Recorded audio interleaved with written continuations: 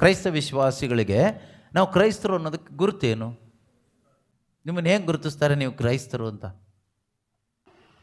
ಶಿಲ್ಬೆ ನೇತಾಕೋಬಿಟ್ರೆ Christian, ನೇತಾಕೊಳ್ಳದೆ ಇದ್ದರೆ Christian ಅಲ್ಲ, ಆ ಥರನ?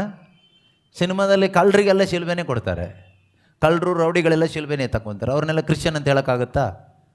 ಆಗಲ್ಲ. ಶಿಲುಬೆನೂ ಅಲ್ಲ. ಶಿಲುಬೆ ಅಂತ ತಗೊಬಿಟ್ರೆ ಕಾಂಪ್ಲಿಕೇಶನ್ ಶುರು ಆಗುತ್ತೆ. ಯಾಕಂದರೆ ಇಬ್ಬರು ಕಳ್ಳರನ್ನು ಯೇಸು ಕ್ರಿಸ್ತರ ಜೊತೆ ಶಿಲ್ಬೆ ಹಾಕಿದ್ರಾ? ಯೇಸುನು ಶಿಲ್ಬೆಗೆ ಹಾಕಿದ್ರು. ಈಗ ಯಾವ ಶಿಲ್ಬೆ ಈಗ ತಗೋಬೇಕು ನಾವೀಗ? ಈಗ ನಿಮ್ಮ ಮನೇಲಿ ನೇತಾಕೊಂಡಿದ್ರಲ್ಲಿ ಯಾವ ಶಿಲ್ಬೆ ನೇತಾಕೊಂಡಿರೋದು? ಮಧ್ಯದಲ್ಲಿ ಶಿಲ್ಬೆನಾ, ಬಲಗಡೆ ಕಳ್ಳನ ಶಿಲ್ಬೆನಾ, ಎಡಗಡೆ ಕಳ್ಳನ ಶಿಲ್ಬೆನಾ, ಯೇಸು ಕ್ರಿಸ್ತರ ಶಿಲ್ಬೆನಾ? ಅದು ನಿಮ್ಮ ಜೀವನ ನೋಡಿದರೆ ಗೊತ್ತಾಗುತ್ತೆ. ನಿಮ್ಮ ಮನೇಲಿ ಶಿಲ್ಬೆ ನೇತಾಕೊಂಡಿರ್ತೀರಲ್ವಾ, ಮನೆಯಲ್ಲಿ, ಗಾಡಿಗಳಲ್ಲಿ, ಅಂಗಡಿಗಳಲ್ಲಿ ಮತ್ತು ಕುತ್ತಿಗೆಯಲ್ಲಿ ಎಲ್ಲ ನೇತಾಕೊಂಡಿರ್ತೀರಿ. ನೀವು ಎಡಗಡೆ ಕಳ್ಳನ, ಬಲಗಡೆ ಕಳ್ಳನ ಅಥವಾ ಯೇಸು ಕ್ರಿಸ್ತರನ ಯಾರು ಅನ್ನೋದು ಜೀವನದಿಂದ ಗೊತ್ತಾಗುತ್ತೆ. ಶಿಲ್ಬೆ ಕರೆಕ್ಟೇ, ಶಿಲ್ಬೆ ಹಾಕ್ಕೊಂಡಿದ್ದೀರಿ, ಬಟ್ ಇದು ಯಾರು ಶಿಲ್ಬೆ ಅನ್ನೋದು ಗೊತ್ತಾಗಬೇಕಲ್ಲ. ಕಂಡುಹಿಡಿಯೋದು ಹೇಗೀಗ?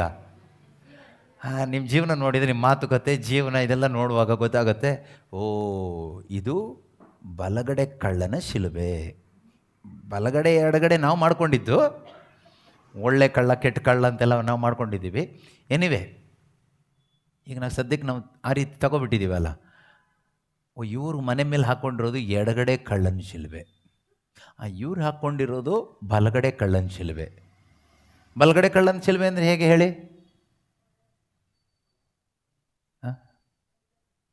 ಒಳ್ಳೆಯವನ ಜೀವಮಾನೆಲ್ಲ ಕಳ್ತನದಲ್ಲೇ ಇದ್ದು ಲಾಸ್ಟಿಗೆ ಮಾನಸಾಂತರ ಪಟ್ಟು ಕುಟುಂಬ, ಅದು ಬಲಗಡೆ ಕಳ್ಳ.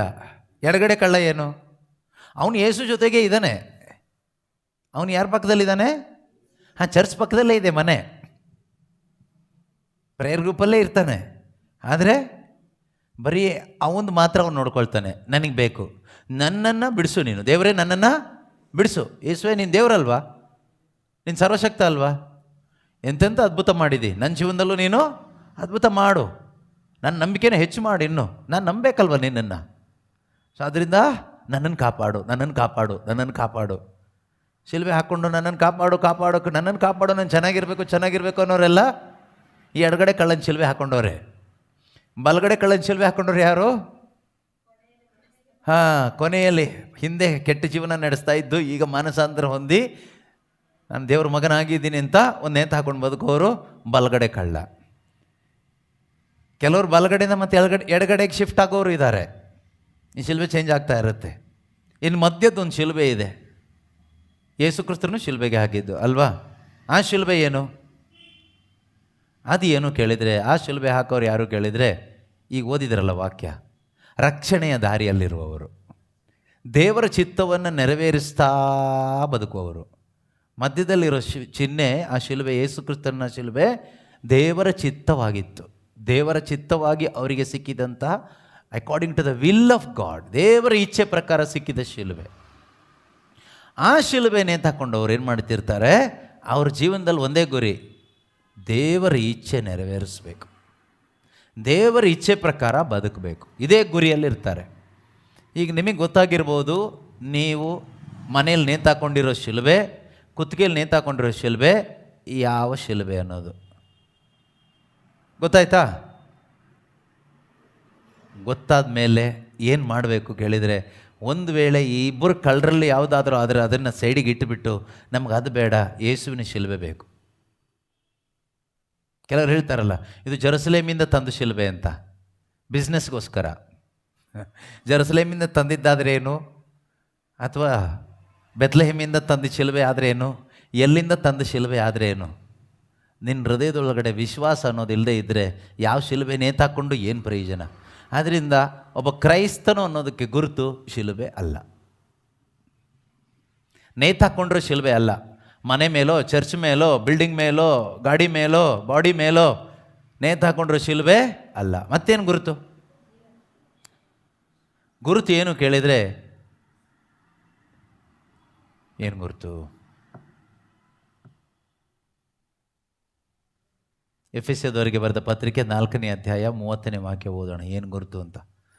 ಅದೇ ರೀತಿ ಎಫೆಸದವರಿಗೆ ಬರೆದ ಪತ್ರಿಕೆ 1ನೇ ಅಧ್ಯಾಯ 13ನೇ ವಾಕ್ಯನೂ 13-14ನೇ ವಾಕ್ಯನೂ ಓದೋಣ. ಏನು ಗುರುತು ಅಂತ ಏನಂತ ಓದಿದ್ದೀರಾ? ಎಫೆಸ 4:30 ಏನು ಹೇಳುತ್ತೆ? ದೇವರ ಪವಿತ್ರಾತ್ಮನನ್ನು ನೋಯಿಸದಿರಿ, ವಿಮೋಚನೆಯ ದಿನದಂದು ನೀವು ದೇವರಿಗೆ ಸೇರಿದವರು, ದೇವಜನ ಎಂದು ತೋರಿಸಲು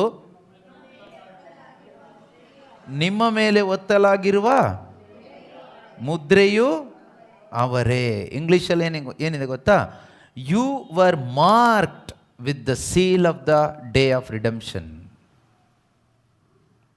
ಹೋಲಿ ಸ್ಪಿರಿಟ್ ಇಸ್ ದ ಮಾರ್ಕ್, ಗುರುತು. ಹಳೆ ಒಡಂಬಡಿಕೆ ಇಸ್ರಾಯೇಲ್ ಜನರಿಗೆ, ಯಹೂದ್ಯ ಜನರಿಗೆ ಗುರುತು ಏನಾಗಿತ್ತು? What was the mark? Circumcision ಅಥವಾ ಸುನ್ನತಿ. ಅವರ ಚರ್ಮದ ಮೇಲೆ ಒಂದು ಗುರುತಿರ್ತಾ ಇತ್ತು. ಅದು ನೋಡಿದಾಗ ಇವನು ಯಹೂದ್ಯ ಅಂತ ಗೊತ್ತಾಗ್ತಾ ಇತ್ತು. ಆದರೆ ಹೊಸ ಒಡಂಬಡಿಕೆಯಲ್ಲಿ ಮಾರ್ಕ್ ಒಳಗಡೆ ಸೇರ್ಕೊಬಿಟ್ಟಿದೆ. ಗುರುತು ಒಳಗಡೆ ಗುರುತು. ಹಳೆ ಒಡಂಬಡಿಕೆಯಲ್ಲಿ ಹೊರಗಡೆ ಗುರುತು. ಹೊಸ ಒಡಂಬಡಿಕೆಯಲ್ಲಿ ಗುರುತಿಯಲ್ಲಿ ಒಳಗಡೆ. ಹಳೆ ಒಡಂಬಡಿಕೆಯಲ್ಲಿ ಗುರುತು ಯಾರು ಹಾಕ್ತಾ ಇದ್ದಿದ್ದು? ಮನುಷ್ಯರು ಗುರುತು ಹಾಕ್ತಾ ಇದ್ದರು. ಸುನ್ನತಿ ಯಾರು ಮಾಡ್ತಾಯಿದ್ರು? ಮನುಷ್ಯರು ಮಾಡ್ತಾ ಇದ್ದಿದ್ದು. ಹೊಸ ಒಡಂಬಡಿಕೆಯಲ್ಲಿ ಈ ಸುನ್ನತಿ, ಒಳಗಡೆ ಸುನ್ನತಿ, ಈ ಮಾರ್ಕು ದೇವರೇ ಮಾಡುವಂಥದ್ದು. ಇದು ದುಡ್ಡು ಕೊಟ್ಟು ಮಾಡಿಸ್ಕೊಳ್ಳೋಕ್ಕಾಗಲ್ಲ, ದುಡ್ಡು ಕೊಟ್ಟು ಮಾಡಿಸ್ಕೊಳ್ಳೋಕ್ಕಾಗೋದಿಲ್ಲ, ಇನ್ಫ್ಲೂಯೆನ್ಸಿಂದ ಮಾಡಿಸ್ಕೊಳ್ಳೋಕ್ಕಾಗೋದಿಲ್ಲ. ಸುನ್ನತಿ ಬೇಕಾದರೆ ಹೇಗೋ ನಾಟಕ ಮಾಡಿ ಮಾಡಿಸ್ಕೊಬಿಡ್ಬೋದು. ಮೋಶೆ ದಯವಿಟ್ಟು ನನಗೂ ಸುನ್ನತಿ ಮಾಡು, ನಾನು ಎಲ್ಲ ನೀನು ಹೇಳೋದೆಲ್ಲ ಕೇಳಿಬಿಡ್ತೀನಿ ಅಂತ. ನೀನೇನು ಆಜ್ಞೆ ಕೊಟ್ಟಿದ್ದೆ ಎಲ್ಲ ನಾನು ಅನುಸರಣೆ ಮಾಡ್ತೀನಿ, ಇವತ್ತಿಂದ ನಾನು ಯಹೂದ್ಯನಾಗ್ತೀನಿ ಅಂತ ಹೇಳಿದ ತಕ್ಷಣ ಬಾಪ ಅಂತ ಹೇಳ್ಬಿಟ್ಟು ಕಟ್ ಮಾಡಿಬಿಡ್ತಾ ಇದ್ದ, ಟಕ ಟಕ ಟಕ ಅಂತ. ಸೊ ಮೋಶೆಗೆ ಹೃದಯ ಕಾಣ್ತಾ ಇರಲಿಲ್ವಲ್ಲ. ಆದರೆ ಯೇಸು ಸ್ವಾಮಿ ಹತ್ರ ಈ ನಾಟಕ ನಡೆಯಲ್ಲ. ದೇವ್ರ ಮುಂದೆ ಯಾವ ನಾಟಕನೂ ನಡೆಯಲ್ಲ.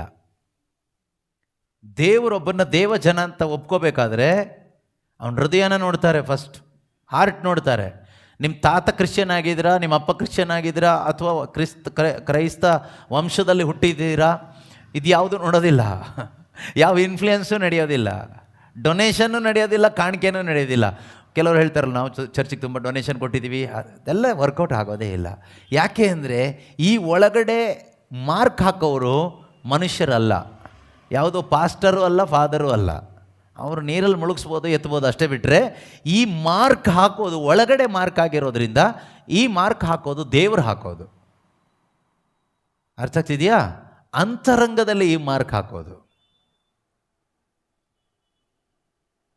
ಆ ಮಾರ್ಕೆ ಪವಿತ್ರಾತ್ಮ, ಹೋಲಿ ಸ್ಪಿರಿಟ್.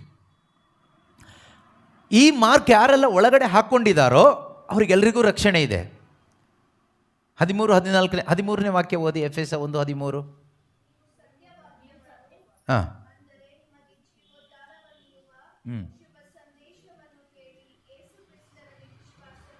ಹಾಂ ಯಾರಿಂದ ಮುದ್ರಿತರಾದ್ರಿ? ದೇವರು ವಾಗ್ದಾನ ಮಾಡಿದ ಪವಿತ್ರಾತ್ಮ ಅವರಿಂದ ಮುದ್ರಿತರಾದಿರಿ. ಹಾಂ ಹಾಂ ಹಾಂ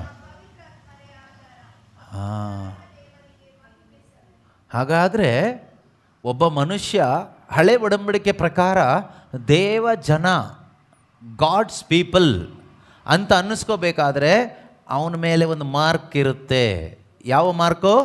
ಗುರುತಿರುತ್ತೆ. ಏನು ಗುರುತು? ಸುನ್ನತಿ. ಅದು ಗಂಡಸರಿಗೆ ಮಾತ್ರ ಇರ್ತಾ ಇತ್ತು, ಮತ್ತು ಅವರಿಂದ ಹುಟ್ಟಿದ ಹೆಣ್ಣು ಮಕ್ಕಳಿಗೂ ಅಥವಾ ಅವರನ್ನ ವಿವಾಹವಾದ ಹೆಣ್ಮಕ್ಕಳಿಗೂ ಅದು ಸಂಬಂಧಪಟ್ಟಿರುತ್ತೆ, ಆ ಕುಟುಂಬಕ್ಕೆ ಸಂಬಂಧಪಟ್ಟಿರುತ್ತೆ. ಯಹೂದ್ಯ ಕುಟುಂಬಕ್ಕೆ ಸೇರಬೇಕಾಗಿತ್ತು ಯಹೂದ್ಯ ಅನ್ನಿಸ್ಕೋಬೇಕಾದ್ರೆ. ಸುನ್ನತಿ ಆಗಿರಬೇಕಾಗಿತ್ತು ಅಥವಾ ಸುನ್ನತಿ ಆದವನ ಜೊತೆನಲ್ಲಿರಬೇಕಾಗಿತ್ತು. ದೇಹದಲ್ಲಿ ಒಂದು ಚಿಹ್ನೆ, ಮಾರ್ಕ್. ಗಂಡಸರ ಜನನೇಂದ್ರಿಯ ಮುಂದೊಗಲನ್ನು ತೆಗಿತಾ ಇದ್ರು, ಕಟ್ ಮಾಡಿ ತೆಗಿತಾ ಇದ್ರು. ಇದು ಯಾವಾಗಲೂ ಶಾಶ್ವತವಾಗಿ ಸಾಯುವ ತನಕನೂ ಈ ಗುರುತಿರ್ತಾ ಇತ್ತು. ಅದರಿಂದ ಗುರುತಿಸಲ್ಪಡ್ತಾ ಇದ್ರು, ಇವನು ಯಹೂದ್ಯ, ದೇವಜನ, ಇವರು ದೇವರಿಗೆ ಸೇರಿದವರು ಅಂತ ಒಂದು ಚಿಹ್ನೆ. ಹೊಸ ಒಡಂಬಡಿಕೆ ಪ್ರಕಾರ ಒಬ್ಬ ಮನುಷ್ಯ, ಕ್ರಿಶ್ಚಿಯನ್ ಅಂತ ಬರೋದಿಲ್ಲ, ಒಬ್ಬ ಮನುಷ್ಯ ಯಾರೇ ಆಗಲಿ, ಅವನು ದೇವಜನ, ಅವನು ನಿಜವಾದ ಕ್ರೈಸ್ತ ವಿಶ್ವಾಸಿ, ದೇವರಿಗೆ ಸೇರಿದವನು ಅನ್ನೋದಕ್ಕೆ ಗುರುತು ಏನು ಕೇಳಿದರೆ, ಅವನ ಆತ್ಮದಲ್ಲಿ ಸಿಕ್ಕಿದ ಮುದ್ರೆ, ಪವಿತ್ರಾತ್ಮ ಎಂಬ ಮುದ್ರೆ. ಈ ಮುದ್ರೆ ಹೊಂದಿದವರೇ ನಿರೀಕ್ಷಿಸ್ತಾ ಇರಲಿಕ್ಕಾಗುತ್ತೆ. ಈ ಮುದ್ರೆ ಇಲ್ಲಿದ್ದವ್ರಿಗೆ ನಿರೀಕ್ಷೆ ಇಲ್ಲ. ಅವ್ರಿಗೆ ನಿರೀಕ್ಷೆ ಏನು ಗೊತ್ತಾ? ನಾಳೆ ಎಲ್ಲ ಚೆನ್ನಾಗಾಗುತ್ತೆ, ಇವತ್ತು ಫ್ಯಾನ್ ತಿರುಗ್ತಾ ಇಲ್ಲ, ನಾಳೆ ತಿರುಗ್ಬೋದು, ಯೇಸುವೆ ಸ್ತೋತ್ರ ಸ್ತೋತ್ರ ಸ್ತೋತ್ರ, ಹರಕೆ ಹೊತ್ಕೊಂಡು ಬಂದಿದ್ದೀವಿ ಫ್ಯಾನ್ ತಿರುಗಲಿಕ್ಕೆ, ಫ್ಯಾನ್ ನಾಳೆ ತಿರುಗ್ಬೋದು. ಮನೆಗೆ ಇನ್ನೂ ಕರೆಂಟ್ ಬಂದಿಲ್ಲ, ಕರೆಂಟ್ ಬರಬೇಕು, ಟ್ಯೂಬ್ಲೈಟ್ ಉರಿಬೇಕು ಅಂತ 3 ದಿವಸದಿಂದ ಧ್ಯಾನ ಮಾಡ್ತಾಯಿದ್ದೀವಿ, ಪ್ರಾರ್ಥನೆ ಮಾಡ್ತಾಯಿದ್ದೀವಿ, ಉಪವಾಸ ಮಾಡಿ ಪ್ರಾರ್ಥಿಸ್ತಾ ಇದ್ದೀವಿ, 4 ದಿವಸ ಆಯಿತು, ಸದ್ಯದಲ್ಲಿ ಲೈಟ್ ಬರ್ಬೋದು. ಅವರಿಗೆಲ್ಲ ಈ ನಿರೀಕ್ಷೆ, ಲೋಕದಲ್ಲಿ ಒಳ್ಳೆಯದಾಗ್ಬೋದು ಎಂಬ ನಿರೀಕ್ಷೆಯಲ್ಲಿ ಬದುಕುವವರೇ ಲೋಕದ ಜನರು. ಆದರೆ ಆಗಮನ ಕಾಲದಲ್ಲಿ ಇರುವವರೇ ನಿಜವಾಗಲೂ ದೇವಜನರು. ದೇವಜನರಿಗೆ ಇರುವಂಥ ಕಾಲ ಆಗಮನ ಕಾಲ. ಈ ಆಗಮನ ಕಾಲದ ಲಕ್ಷಣ ಏನು ಕೇಳಿದರೆ, ಎದುರು ನೋಡೋದು, ಎಕ್ಸ್ಪೆಕ್ಟಿಂಗ್, ವೆಯ್ಟಿಂಗ್, ಈಗರ್ಲಿ ವೆಯ್ಟಿಂಗ್. ಯಾರಿಗೋಸ್ಕರ? ಯೇಸು ಬರ್ತಾರೆ, ಕರ್ಕೊಂಡೋಗ್ಲಿಕ್ಕೆ ಬರ್ತಾರೆ, ನ್ಯಾಯವಾದ ತೀರ್ಪನ್ನು ಕೊಡಲಿಕ್ಕೆ ಬರ್ತಾರೆ, ಅರಸನಾಗಿ ಬರ್ತಾರೆ, ಮಧುವಣಿಗನಾಗಿ ಬರ್ತಾರೆ, ದೇವರಾಗಿ ಬರ್ತಾರೆ, ಸರ್ವಶಕ್ತನಾಗಿ ಬರ್ತಾರೆ, ಪ್ರಭಾವದೊಂದಿಗೆ ಬರ್ತಾರೆ, ಅಧಿಕಾರದೊಂದಿಗೆ ಬರ್ತಾರೆ. ಇದನ್ನು ಎದುರು ನೋಡ್ತಾ ಸಂತೋಷದಲ್ಲಿ ಬದುಕೋದು. ಇದಕ್ಕೆ ಏನು ಬೇಕು? ಮುದ್ರೆ ಒತ್ತಿಸ್ಕೊಂಡವ್ರಿಗೆ ಮಾತ್ರ ಆಗುತ್ತಿದ್ದು, ಮುದ್ರೆ ಇರೋರಿಗೆ ಮಾತ್ರ ಈ ನಿರೀಕ್ಷೆ ಇರುತ್ತೆ. ಯಾವ ಮುದ್ರೆ? ಸುನ್ನತಿ ಅಲ್ಲ, ಶಿಲುಬೆ ಗುರುತಲ್ಲ, ಒಳಗಡೆ ಆತ್ಮದಲ್ಲಿ ಪವಿತ್ರಾತ್ಮನ ಮುದ್ರೆ.